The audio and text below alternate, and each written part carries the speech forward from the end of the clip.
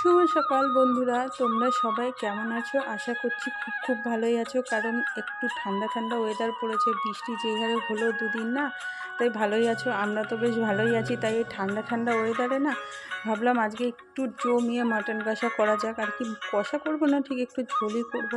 তো আমি রিঙ্কু, এখন বাজে সকাল 9টা। এখন থেকে আমি আমার ব্লগটা আর কি রেসিপিটা শুরু করছি।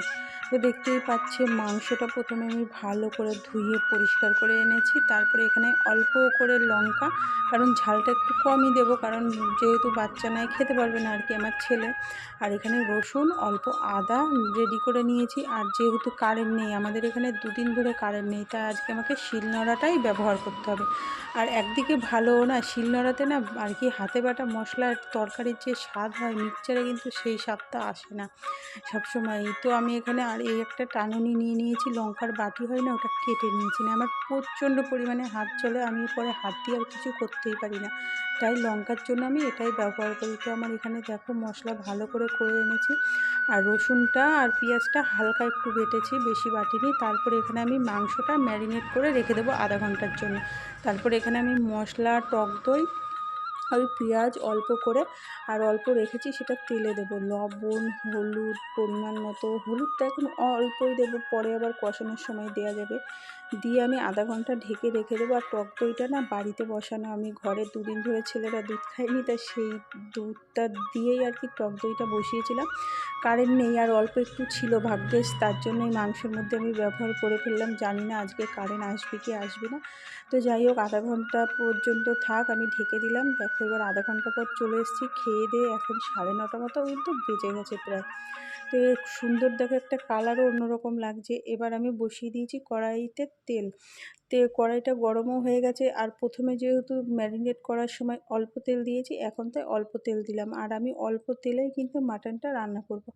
তো প্রথমে শুকনো লঙ্কা, তেজপাতা আর গোটা গরম মশলা আর একটুখানি জিরে ফোড়ন দিয়ে দিলাম। ফোড়নটা হয়ে এসছে, তারপরে যেই অল্প কটা পেঁয়াজ রেখে দিয়েছি সেই পেঁয়াজটা আমি দিয়ে দিয়েছি।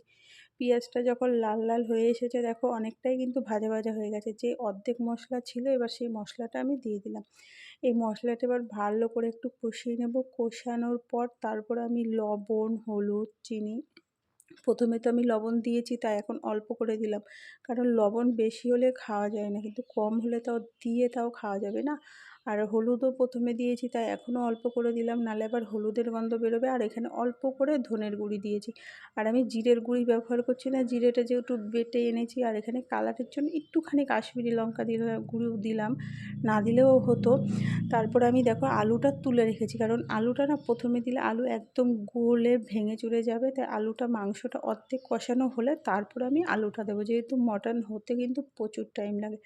আর আজকে আমি প্রেশার কুকার কিচ্ছুই ব্যবহার করব না। দেখো এতেই কিন্তু আমার মাংস সুন্দর গলে যাবে। দেখো অনেকটা কষানো হয়ে গেছে। তারপর আমি যে আলুগুলো কেটে রেখেছিলাম সেই আলুটা দিয়ে দিচ্ছি। কালারটা কিন্তু সুন্দর এসেছে, দেখে বুঝতেই পারছো। এই দেখো সুন্দর কালার এসেছে। এবার আমার কিন্তু যা জল উঠেছিল সেই জলেই আমি মাংসটা কষাবো। আমি এক্সট্রা কোনো জল দিইনি আর কি, মশলার জন্য যেইটুক জল দিয়েছিলাম সেইটুকুই। আর বন্ধুরা, আমি ছোট্ট করে এই মাটনের রেসিপিটা তোমাদের সাথে শেয়ার করছি। তোমরা অবশ্যই কমেন্টস করে বলো, তোমাদের না কমেন্টসগুলো পড়তে আমার প্রচণ্ড পরিমাণে ভালো লাগে।